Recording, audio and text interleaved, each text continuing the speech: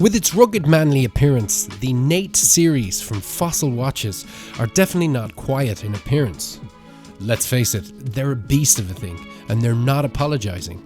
This particular model, the JR1390, is an autumn-winter watch, and as soon as somebody tells you that, you understand the colour scheme. It all makes sense, the autumn being this dark brown strap that's 24mm thick. It's very well stitched and is as strong as it looks.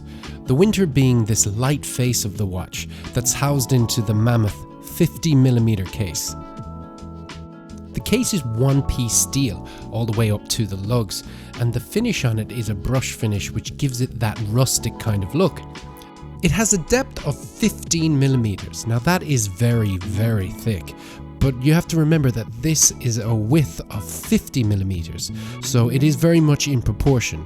All in all, this makes basically for a tank of a watch. As you'd expect, it's got the water resistance all the way up to 50 meters, and of course is powered by a quartz movement. At a glance, you would think that the dial is white, but the closer you get to it, you realize that the hour and minute hands are actually white, and the dial is cream, with the second hand finished in this lovely silver. Now, as close as all these colours are in similarity, I've never had a problem reading the watch. It's always been very legible. Of course, the big diameter helps, as well as the large black hour markers, which, by the way, match the date window, bezel, crown, pushers, and the subdials of the chronograph.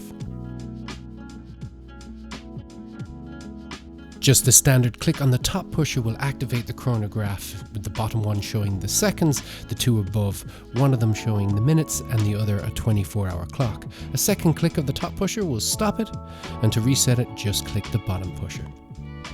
After 4 years and one battery change, this is still fine. I've had other chronographs at this price point, and some of them, there's always something happened, either the pusher coming loose or the mechanism just giving up, but this one's still going strong. Okay guys, here it is on the wrist. Look, I'd love to say to you that you would never know it's there when you're wearing it, but unfortunately you kind of do all the time. You gotta pick and choose what you're wearing as well with it, because it's not going to suit everything. For instance, in a big sweater like this one, I can put it over it and it's no problem. Unfortunately, if you're wearing a slim fit shirt or an extremely tight sweater, you're not going to be getting it over that. So it's literally like a hockey puck underneath the shirt. So that's one thing you might be a little bit wary of. Another one is if you're moving your hand back like that, sometimes, because it's so large, you can see there, the crown actually starts digging into your hand. That might be one of the things that you would worry about. It's secured by the steel strap buckle at the back, fairly standard for what you'd have on a leather strap watch. Now, under the hood, we talked about the chronograph before, but just to let you know, for all the nerds out there, it's a Rhonda movement, or it's a Rhonda branded movement.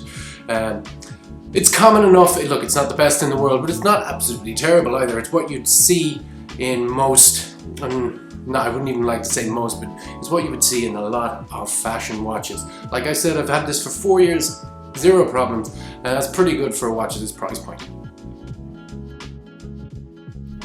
So guys, that was the JR1390. That's just one of the many models that they have on the Nate series. What I'll do is I'll leave a link down in the description. You can check the rest of them out yourself.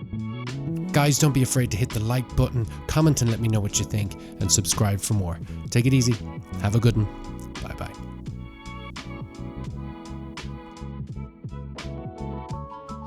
Connect with me on social media, Instagram, Twitter and Facebook. Subscribe to me here on YouTube.